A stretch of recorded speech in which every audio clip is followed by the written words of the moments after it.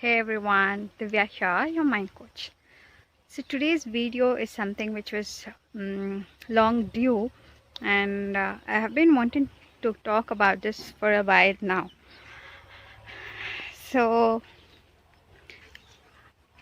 although I mostly work with a lot of adults, occasionally I do see teenagers and other school going, college going children. So I once had this guy who had dropped out from school, and he used to eat a lot, and then he had put on weight, a lot of weight. His parents were concerned because he was not doing anything apart from playing video games. So he came all the way from North India, and I did a session with him like as usual. We did handwriting analysis and did which also is followed by counseling. Okay, by the way, I'm in my farm, a beautiful place to be in. So after the counseling, and then okay, I shared stories, I told a lot of stuff to him.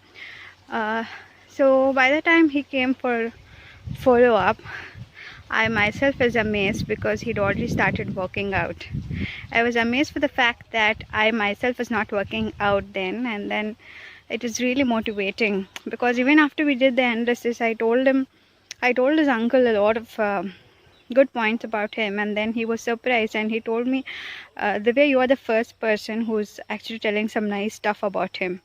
And then that really hit me hard that I think even in spite of being adults, we all crave for that approval or some good remarks about ourselves, and then children are not getting that, and then that was really like disappointing.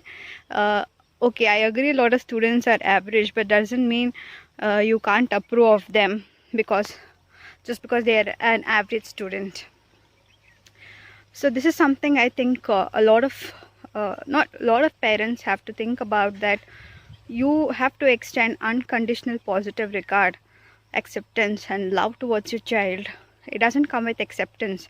You have to come first rank, then I will love you, or you excel in some sport and then I will love you. It doesn't work that way. So that is one thing, because I think I was actually shocked by the feedback, like a few months later, his uncle also actually got in touch with me again to tell me that he had actually completed his course of animation which I had suggested to him. So it was actually a very nice breakthrough I got, and then I still remember it until today. It's been few years now, but I still remember because it was of the kind of results we were able to achieve, and I am so sure it was not only because of me, it is also because of the efforts the boy put in, and that was possible because I told him in the way it was meant to be. So that's the only difference. You don't have to talk to the child from his level, not from your level. So please understand, he is somebody who is wanting to be an adult, but he is not an adult still. So you have to deal with him like you're talking to an adult, but you are well aware that he is not an adult, but he needs monitoring, he needs feedback, and then he needs guidance. So this is another thing that parents have to constantly be open to communication with their children. So I had this another referral by a college principal. So the thing was, one of the students had converted from being a boy to a girl, and then his friend was like influenced by it, and then he started feeling that he is also the same, and then he had to go for conversion because his friend was encouraged. So here also the same problem was that of communication gap, and then somebody having to listen to him patiently and telling him what is it that he was actually going through can be a reflection of what he has seen closely.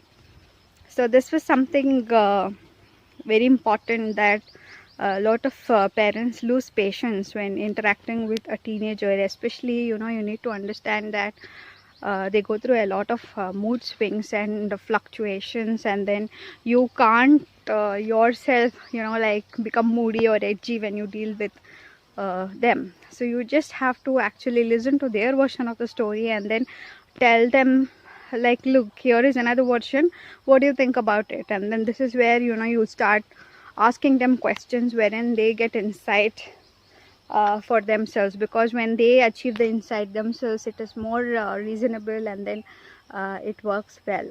So this is something I really want to urge to all the parents, that be a little more patient with your children, or be open to communication, and then understand that you have to be an authoritarian doesn't work. So you have to be the authoritative, wherein you give the child a certain amount of authority, but you also tell them that, okay, irrespective of whatever you decisions you want to take, I am always going to be supervising until you become independent. Okay, so that is the way. Authoritative parenting is the way. You don't become like this Hitler kind of an authoritarian parent, where you tell, okay, my word is the final word, because there are other kinds of parenting wherein neglecting the child's existence. And there is another one called uh, where the parent is always permitting or saying yes to everything the child has to ask for. So when you consider all the four types, authoritative is the best. And I think, yeah, like we don't have a manual for parenting, but then you learn over time through trial and error. Just be a little more patient, and I know you people are doing your best. So I just hope you have fun parenting, and if you have problems which you can't solve by yourself, make sure you consult a specialist. Divya here, your mind coach.